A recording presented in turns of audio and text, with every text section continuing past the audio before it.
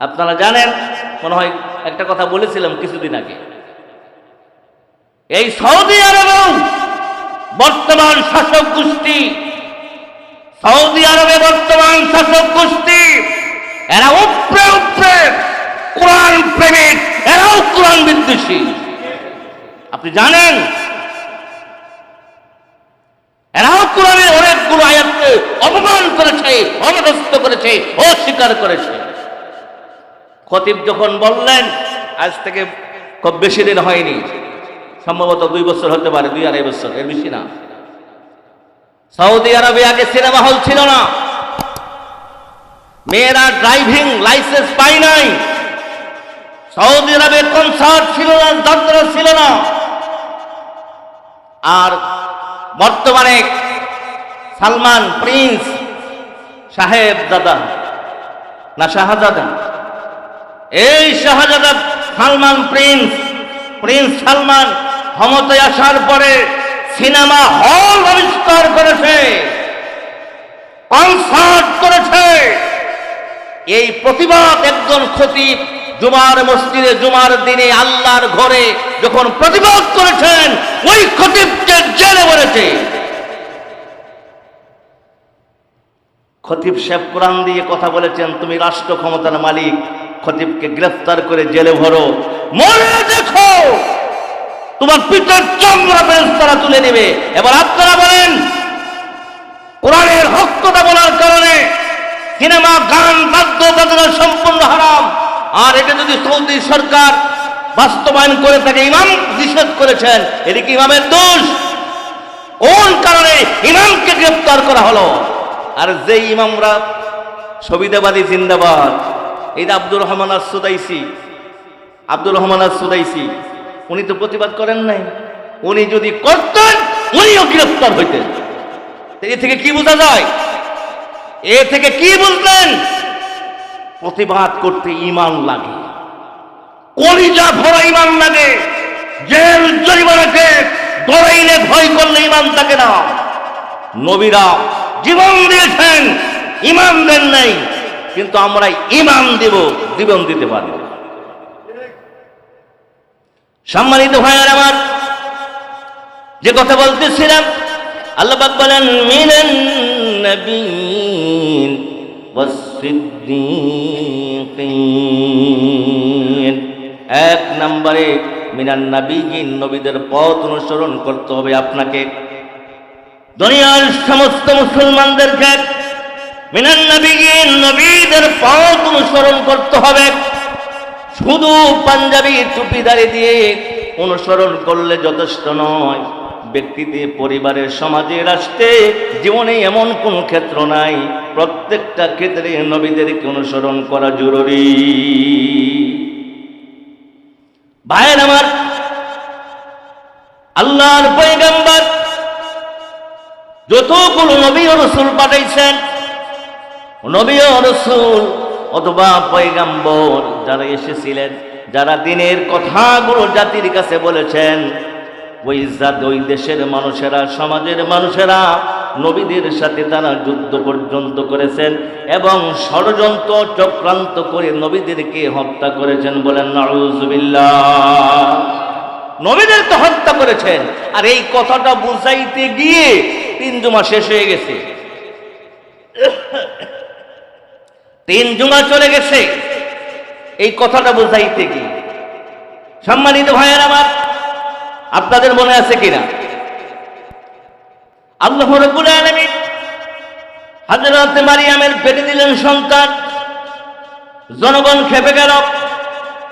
মারিয়াম বলে, আল্লাহ, জনগণ তো খেপে গেছে, আমি কথা বলতে পারি না, 3 দিনের রোজাদার। আল্লাহ বলেন, তুমি তোমার যে নবজাতক সন্তান কোলে আছে, ওই সন্তানের দিকে আঙ্গুল দিয়ে ইশারা করে বুঝিয়ে দাও। জোরে কন্যা সুবহানাল্লাহ। পাবলিক খেপে গেছে, আরো খেপছে। হ্যাঁ, নিজে কথা বলে না, এর 1 দিনের বাচ্চাটা কি কথা? 1 দিনও না তো, 2 ঘন্টা, 2.5 ঘন্টা অথবা 3 ঘন্টা। এই ছোট বাচ্চাটা কি কথা বলবে? মন্দের ভিতরেও ভালো থাকে 2-1 জন, বলছে ঠিক আছে টেস্ট করে দেখি। এরপরে একজন বলছে, এই শিশু, নবজাতক শিশু, তোমার পরিচয় কি, তোমার নাম কি? আচ্ছা বলেন, আপনারা বিভাগ দিয়ে চিন্তা করেন, যে এই শিশুর এই 2-2.5 ঘন্টা আগে জন্মগ্রহণ করলেন, সেই শিশুকে জিজ্ঞাসা করা হলো, এটি গল্প না কোরআন? গল্প না কোরআন? গাল গল্প না কোরআন? শিশুকে বলা হলো, কে তুমি, কে তোমার পরিচয়? 2 ঘন্টার বাচ্চা দাঁত ভাঙ্গা জবাব দিয়ে সর্বপ্রথম যে আয়াতটা বললেন,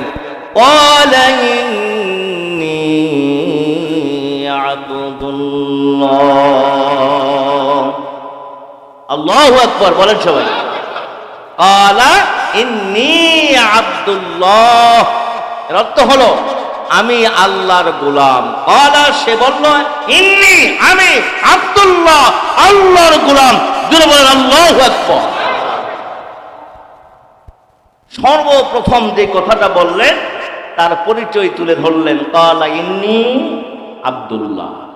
কারণ হলো এই কথা বললেন কেন? ক্বালা ইন্নী আব্দুল্লাহ, তিনি পরিচয় দিলেন আমি আর কেউ নই, আমি হলাম আব্দুল্লাহ। তার মানে হলো আমার স্রষ্টা হলেন আল্লাহ, আর আমি হলাম আল্লাহর সৃষ্টি। জোরে কন্যা সুবহানাল্লাহ। একদিনের বাচ্চা, সরি 2-2.5 ঘন্টার বাচ্চা জবাব দিলেন, ক্বালা ইন্নী আব্দুল্লাহ, আমি আল্লাহর গোলাম। ওরা যেন এটা ভাবতে না পারে, যেই বাচ্চা ছোট্টবেলায় কথা বলে, এই বাচ্চা কি যেই সেই বাচ্চা? তারপরও এই পরিচয় দেওয়ার পরও ওরা থামে নাই। ওরা ওদের যে ভুল, ওদের যে চিন্তা চেতনা অনুভূতি, সর্বপ্রথমেই বললেন ইন্নী আব্দুল্লাহ, আমি গোলাম, আল্লাহর গোলাম। আমরা কার গোলাম? আমরা তো এটা পরিচয় দিতে লজ্জা পাই। আরবিতে বললে লজ্জা হয় না। আরবিতে যখন বলি ইয়াকা না'বুদু ওয়া ইয়াকা নাস্তাইন, আল্লাহ আমি তোমার গোলাম, তোমার গোলামি করি, এই গোলামি কথাটা বলতে নামাজের মধ্যে লজ্জা হয় না, কিন্তু মসজিদ থেকে বার হয়ে অন্যান্য জায়গায় বলতে লজ্জা করে। আর এগুলো বললেই ইমাম সাহেব একটু বেশি করে, বাস্তব যেটা সেটা বলতে হয়। সম্মানিত ভাইয়ের আমার, এই ছোট্ট বেগুনা মাসুম বাচ্চা বললেন, ক্বালা ইন্নী আব্দুল্লাহ, আমি আল্লাহ তাআলার গোলাম। এই মেসেজ দ্বারা গোটা জাতিকে বুঝাইতে চাইলেন উল্টা পাল্টা ভাববে না। উল্টা পাল্টা ভাবার কোনো সুযোগ নাই। আল্লাহ আমার রব, আল্লাহ আমার স্রষ্টা, তিনি আমাকে সৃষ্টি করেছেন। সর্বপ্রথম আমি আমার পরিচয় তুলে ধরলাম। এরপরে বিস্তারিত বললেন, ওয়া রাসূলান।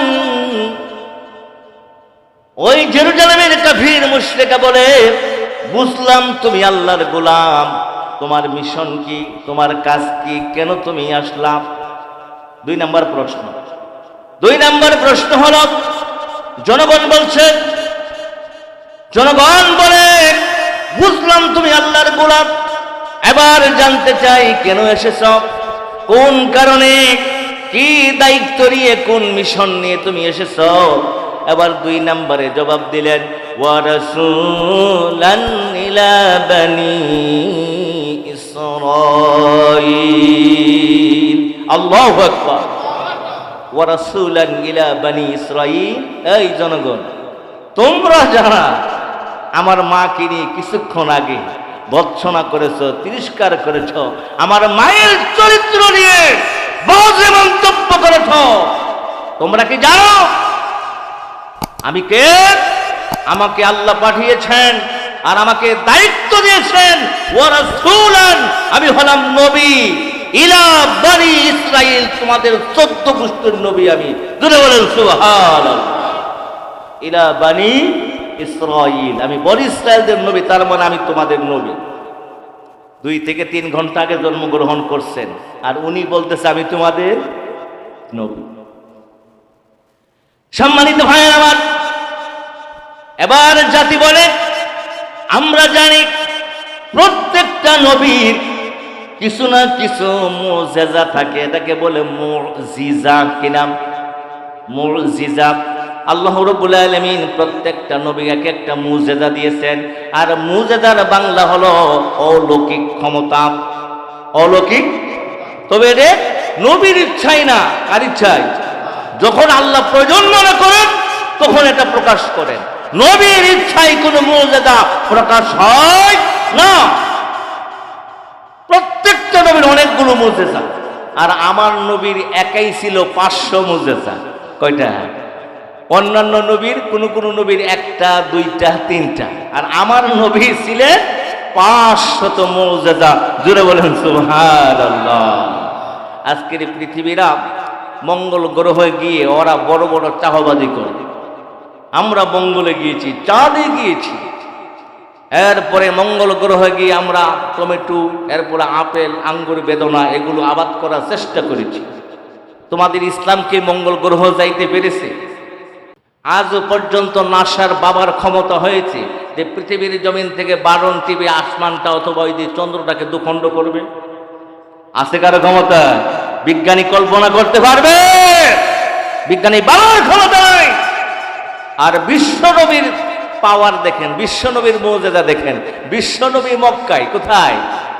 মক্কার জমিন থেকে ইশারা করলেন 9,30,00,000 মাইল উপরে, এই চন্দ্র আল্লাহর হুকুমে দুখণ্ড হয়ে যাও।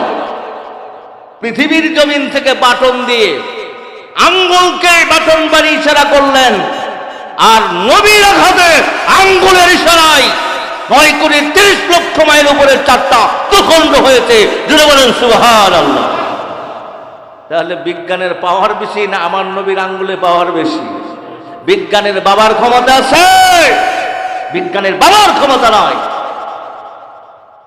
আমাদের নবীর অসংখ্য মুজিজা। যারা চাঁদে গিয়েছিল তারা সচক্ষে দেখে এসেছে, হ্যাঁ চাঁদে এখনো ফাটা একটা দাগ আছে। দুইটা যদিও জয়েন হয়েছে কিন্তু রেখাটা রয়ে গেছে। নবীদের ইসলাম বিদ্বেষী, ইসলাম বিদ্বেষী, রাসূল বিদ্বেষী, কোরআন সুন্নাহ বিদ্বেষী। শুধু তাই নয়, আপনারা মনে করবেন যে মক্কার খেজুর আনলেই তো আমরা ভালো। হুজুর মক্কা থেকে আনছি খেজুর, মক্কার খেজুর খুরমা আর সুরমা। মক্কার খেজুর, খুরমা আর সুরমা।